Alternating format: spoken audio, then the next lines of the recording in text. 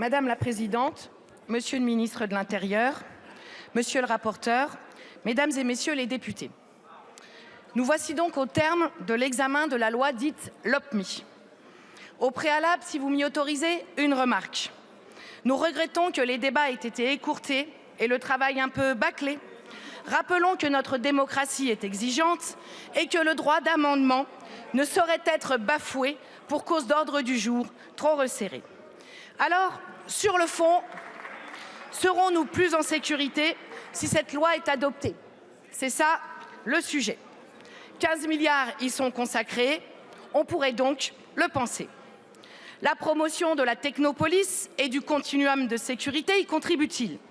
Bien sûr, les nouvelles technologies peuvent être utiles, comme c'est le cas pour le réseau radio du futur, qui va enfin permettre à l'ensemble des services de sécurité et de secours d'être branchés sur le même système. Mais comment ne pas être troublé quand il est question d'exosquelettes, de voitures augmentées et de caméras infrarouges pour surveiller nos frontières? À quoi servent tous ces gadgets? Nous leur préférons la présence humaine et une police de proximité ancrée au milieu des habitants. La première qualité d'un policier n'est-elle pas son discernement? Le renseignement humain n'est-il pas le plus précieux?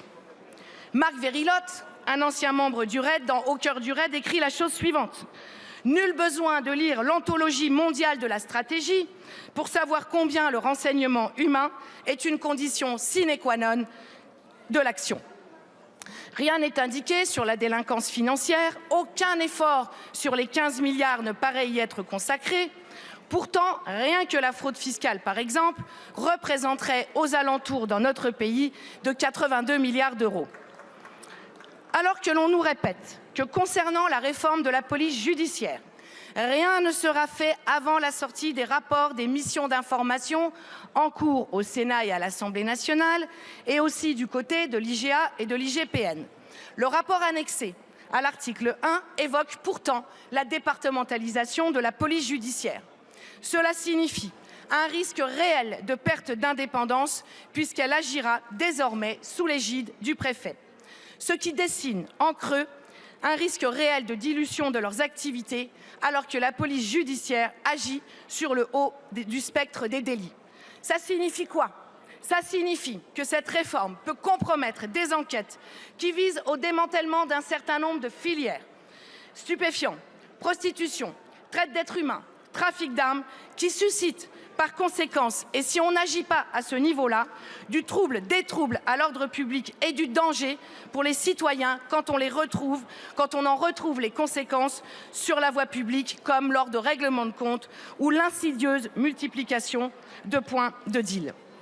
Au-delà de ces profondes questions d'ordre organisationnel, n'est-ce pas, dans la loi, qui trouveront une issue par voie réglementaire, ce texte est l'étendard des fameuses procédures dites d'amende forfaitaire délictuelle, AFD.